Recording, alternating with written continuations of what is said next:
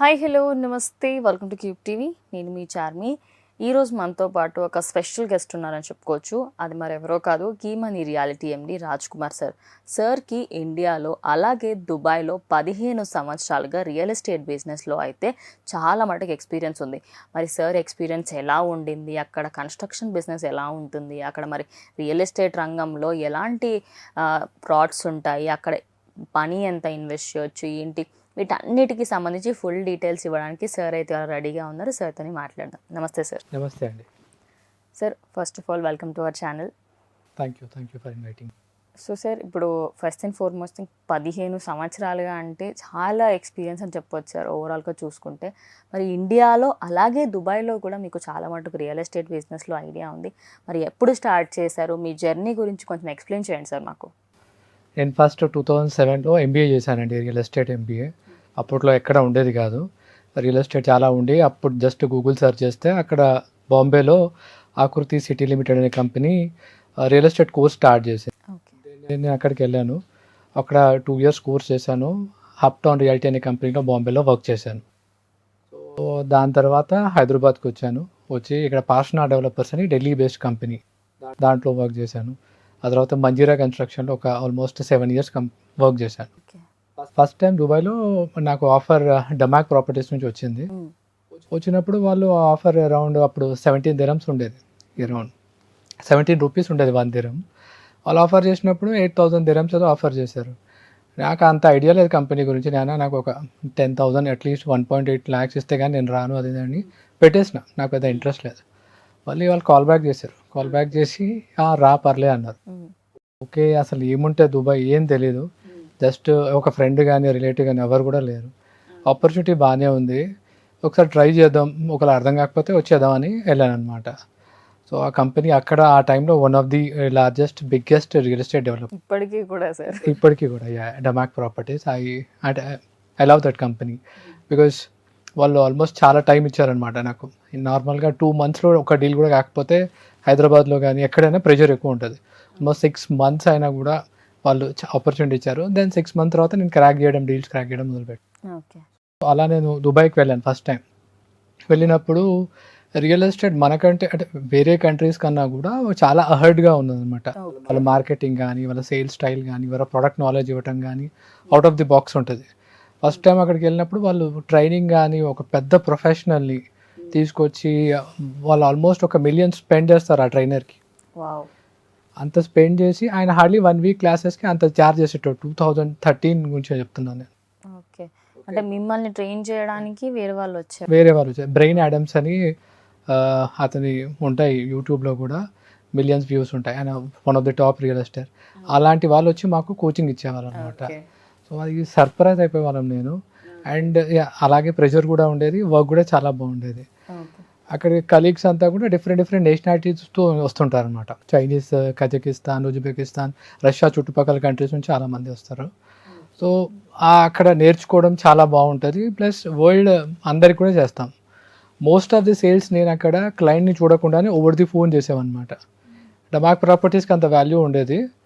వాళ్ళు జస్ట్ మన కాల్ మీద మనం మాట్లాడి నమ్మకం ఉండేది. రిటర్న్స్ అవన్నీ వచ్చేటి టైంకి వచ్చాయన్నమాట. So they use to book. Just వాడు పాస్పోర్ట్ స్కాన్ కాపీ పంపించేసి క్రెడిట్ కార్డ్ డీటెయిల్స్ ఇవ్వడము, అలా ఆన్లైన్లోనే ట్రాన్సాక్షన్ అయిపోయి 2013లో.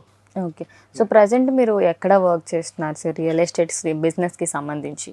రీసెంట్గా నేను ఒకసారి మళ్ళీ దుబాయ్లో కొంచెం పట్టు తగ్గిందని హార్ట్ ఆఫ్ యూరోప్లో జాయిన్ అయ్యానండి. ఆ తర్వాత శోభా అనే డెవలపర్స్లో కూడా ఇప్పుడు జాబ్ వచ్చింది.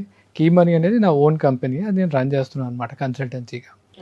సో హార్ట్ ఆఫ్ యూరోప్ వచ్చేసి సముద్రం మధ్యలో ఉంటుంది, వరల్డ్ ఐలాండ్ అని. ఆ ప్రాజెక్ట్కి వెళ్ళాలంటే మీరు పడవలో వెళ్ళాల్సి ఉంటుంది. ఒక్క సైట్ విజిట్కి మీకు almost 5 to 6 hours time spend చేస్తారు. అండ్ ప్రోడక్ట్ కూడా మనకి 2.1 million, సుమారు 5 crores నుంచి స్టార్ట్ అవుతుంది. ఓకే, హోటల్స్ అనమాట. తక్కువ అని చెప్పుకోవచ్చు టు బి ఆనెస్ట్లీ, బికాస్ అదే మనం వేరే కంట్రీస్లో ఎక్కడ ఇన్వెస్ట్ చేసినా కూడా అంత తక్కువ అయితే రాదు అని నేను అనుకుంటున్నాను. Is it right? ఆ ప్రాపర్టీ వాల్యూ అయితే తక్కువ అండి. ఎందుకంటే నార్మల్ మెయిన్ ల్యాండ్ మీద కన్స్ట్రక్షన్ చేయాలంటే ఒక ప్రాపర్టీకి 2 years అవుతుంది, 3 years అవుతుంది. మ్యాక్సిమం గేటెడ్ కమ్యూనిటీ చాలా పెద్దదైతే 4 to 5 years అవుతుంది. అదే మీరు సముద్రం మధ్యలో పడవల నుంచి మీరు మొత్తం ఎక్విప్మెంట్ తీసుకురావాలి, లేబర్ క్యాంప్స్ పెట్టాలి, అంత అంతా మొత్తం మొబిలైజ్ చేసి అక్కడ క్యాంప్ హౌస్ కట్టాలి సముద్రం మధ్యలో వరల్డ్ ఐలాండ్లో. So it will take lot of time.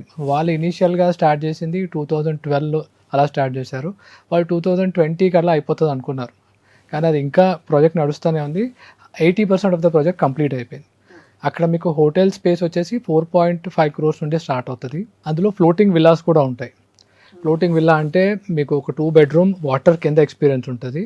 Complete 3 level floating see horse అంటాం మేము వాటిని. ఒక లెవెల్ ఏమో living area, kitchen area. First level ఏమో జాకూజీ, సిట్అవుట్ ఏరియా ఉంటుంది. కింద అండర్ గ్రౌండ్లో మీకు వాటర్ కింద 2 bedroom ఉంటుంది. అది ఎంత లగ్జరీ ఉంటుందంటే మీరు జస్ట్ బెడ్రూమ్లోకి వెళ్ళి కూర్చొని చూస్తే సముద్రంలో ఉన్న చేపలు మీకు కనబడుతూ ఉంటాయి. రౌండ్గా తిరుగుతున్నట్టు ఫీలింగ్ వస్తుందేమో మనకి. ఇంకా వావ్. అవి చేపలు కూడా రావటానికి మనకి ఎలాంటి చేపలు కావాలంటే అలా చేపలు అంటే కోరల్స్ అని అక్కడ ప్లేస్ చేస్తారు. ఆ కోరల్స్ అట్రాక్ట్ అయ్యి మనకి ఫిషెస్ వస్తాయి అనమాట. సముద్రం ఫిషెస్, మన మీద పెట్టిన ఫిషెస్ కాదు, సముద్రం నుంచి ఫిషెస్ వస్తాయి. అలాగని చెప్పి అది ఫ్లోటింగ్ ఎప్పుడైనా మునిగిపోయే ఛాన్సెస్ ఉన్నాయంటే దాన్ని ప్రాపర్గా యాంకర్ చేసి పెట్టారనమాట. అండ్ బియాన్సీ ఎఫెక్ట్ తోటి టోటల్లీ హై టెక్నాలజీ తోటి దాన్ని అలా ప్లేస్ చేశారు.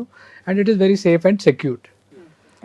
అందులో డిఫరెంట్ ఆప్షన్స్ ఉంటాయి. మీరు అందులో స్టే చేయొచ్చు, లేదు మీరు వేరే వాళ్ళకి రెంటల్స్కి ఇచ్చేసి మీకు రిటర్న్స్ కావాలంటే జస్ట్ మీరు ఒక ప్రాపర్టీ తీసుకోవచ్చు అనమాట. 21 million dirhams నుంచి ఉంటుంది. Completely Bentley furniture, ultra luxury experience ఉంటుంది. And it is one of the best అనమాట. వరల్డ్లోనే అలాంటి ప్రాజెక్ట్స్ లేవు అనమాట. ఇక నిజంగానే లేవు. ఉన్నా కూడా అంత వైడ్ టెక్నాలజీతోని, అంత గొప్ప టెక్నాలజీతోని కట్టడానికి కూడా వెనకాడతారు. అమ్మో ఇఫ్ కొంచెం అటు ఇటు అయితే ఒక మనిషి ప్రాణం మీదకి వస్తుంది. కానీ దుబాయ్ అనేది పామ్ ఐలాండ్ దగ్గర నుంచి ఐలాండ్స్ అనేటివే చాలా ఉంటాయి అక్కడ. సో బిగ్గెస్ట్ ఎక్స్ప్లోర్ సిటీ అని చెప్పొచ్చు. మరి సార్ ఇప్పుడు అంటే ఇన్వెస్ట్ చేయాలి అనుకున్న వాళ్ళకి చాలామంది ఏంటి అంటే దుబాయ్లో ఇన్వెస్ట్ చేయాలి అనుకుంటారు.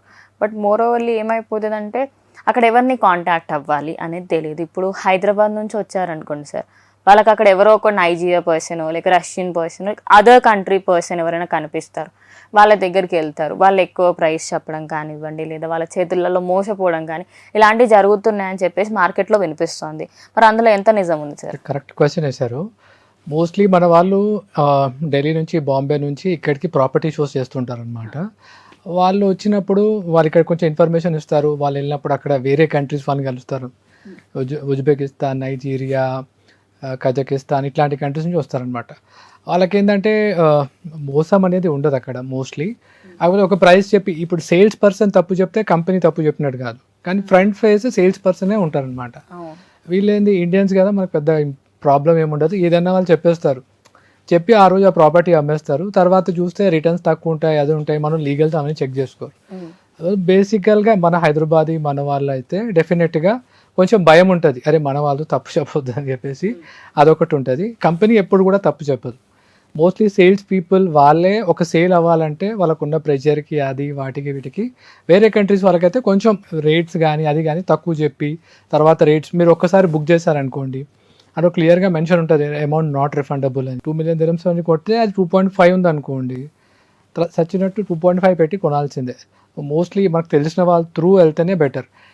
ఇండియా నుంచి లాస్ట్ ఇయర్ 2023లో 2,000 crores, more than 2,000 crores Indians invested in Dubai. Huge amount. అందులో హైదరాబాద్ సెకండ్ ప్లేస్లో ఉన్నారు. It was not there like in 2012, 13, 14 అలా లేదు. స్టార్ట్ చేసినప్పుడు అలా లేదు. అప్పుడు చాలా తక్కువ, అప్పుడు ఇన్వెస్ట్ చేసేవాళ్ళు కానీ చాలా తక్కువ.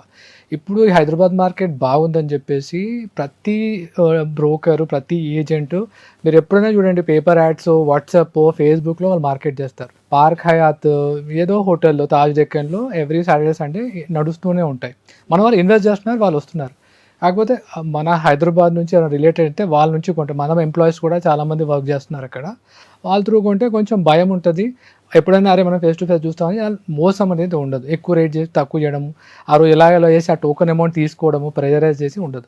మనం బెస్ట్ ఆప్షన్ ఇస్తాము, మనకి ఫ్రీ టైం ఇస్తాము, చూస్ చేసుకుంటాం. అక్కడికి రాగానే వాళ్ళు మొత్తం మెంటాలిటీ చూసి అక్కడ ఉన్నది చూసి కొంతమంది ప్రెజర్లో కొనేస్తారు. ఆ టోకెన్ అమౌంట్ అనేది 50,000 dirhams ఉంటుంది, సుమారు 10 లక్షలు. అమ్మో 10 లక్షలు పోతాయని చెప్పి ఆ ప్రాపర్టీస్ వచ్చినట్టు కొంటారు. అందులో రిటర్న్స్ తక్కువ రావచ్చు, ఒకవేళ రాకపోవచ్చు, అట్లా ఉంటుంది. బట్ అదే ఓవరాల్గా ఇండియా కంటే కూడా చాలాసార్లు ROI అనేది 7 to 8% ఉంటుందండి.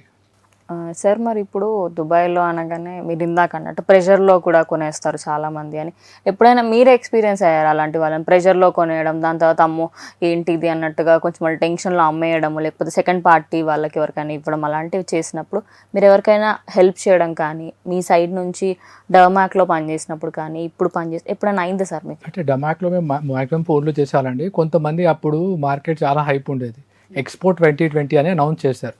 ఓవర్ ది నైట్ ప్రైసెస్ అన్నీ బాగా పెరిగిపోయాయి అనమాట. మేము అప్పుడు టౌన్ హౌసెస్ అమ్మేవాళ్ళం 2013లో. Damac first time town houses చేసి అమ్ముతున్నప్పుడు 1.3 1.4 మిలియన్స్కి ప్రాపర్టీ అమ్ముతున్నారనమాట. ఒక పాకిస్తానీ పీపుల్ వచ్చారు, ఒక ముసలాయన ఆల్మోస్ట్ 70 years, వాళ్ళ మనవరాలు, షీఈ్ వెరీ యంగ్, అప్పుడప్పుడే జాబ్ జాయిన్ అయ్యారు. వాళ్ళ దగ్గర 1.2కి అంటే సుమారు అంత డబ్బు లేదు, వాళ్ళ దగ్గర ఓన్లీ 200,000 dirhams ఏదో ఉంది మొత్తం అమౌంట్. వాళ్ళు ఏమనుకున్నారంటే మార్కెట్ హైప్ అవుతుంది కదా, జస్ట్ టోకెన్ అమౌంట్ ఒక 50,000 పే చేసి సెకండ్ డౌన్ పేమెంట్లో దాన్ని రీసేల్ చేసేద్దాము, చేసి దాన్ని మంచి ఒక 400,000 అట్లా అంటే ఒక ₹1,00,00,000 వరకు మనకు లాభం వస్తుంది కదా అని నా దగ్గరకు వచ్చి టోకెన్ బుక్ చేయడానికి వాళ్ళు చెక్ తీసుకొని వచ్చారు. నేను వాళ్ళ సిచ్యువేషన్ అర్థం చేసుకొని మీరు కొనకండి అని చెప్పాను. మార్కెట్ ఎప్పుడైనా ఫ్లక్చుయేట్ అవ్వచ్చు. అది సెకండరీ మార్కెట్లో అమ్మాలంటే ఎవరైనా రియల్ ఎస్టేట్లో బాగా ఎక్స్పీరియన్స్ ఉండి ఓ 10 విల్లాలు కొని అమ్మిన వాళ్ళు, లేకపోతే 100 మంది బ్రోకర్స్ తెచ్చిన వాళ్ళు, అలాంటి వాళ్ళు రిస్క్ చేయొచ్చు. వాళ్ళు ఫస్ట్ టైం రావడమే అమౌంట్ వస్తుందని చెప్పి అది కనుక వాళ్ళు స్టక్ అయ్యి కొనుంటే నెక్స్ట్ పేమెంట్ చేయలేరు. కంపెనీ ఏమో ఇంట్రెస్ట్ వేస్తూనే ఉంటుంది, సెకండరీ మార్కెట్లో తిరగలేక దాన్ని తక్కువ ప్రైస్కి అమ్ముకోవాలి, అక్కడ లాస్ ఇది లాస్. అలా నేను వాళ్ళకి వద్దని చెప్పాను. నేను ఒక 4 years తర్వాత ఆ పెద్ద నాకు కాల్ చేసి మంచి సజెషన్ ఇచ్చాము, సెకండ్ దానికి పే చేయడానికి మాకు డబ్బు లేదు, కానీ ఇప్పుడు ప్రైసెస్ అయితే పెరిగినాయి, అప్పుడైతే మా పరిస్థితి బాగాలేదు, అందులో ఎదుర్కొంటే కనుక మీరు చెప్పినట్టు మేము తక్కువ ప్రైస్కి అమ్ముకోవాలని చెప్పాడు. అప్పుడు నాకు చాలా హ్యాపీ అనిపించింది. మంచి సజెషన్, ఎవరైనా పర్లేదు, డబ్బు వాళ్ళది వేస్ట్ కావద్దు అని చెప్పాను. అది గర్వంగా కూడా ఫీల్ అయినా నేను.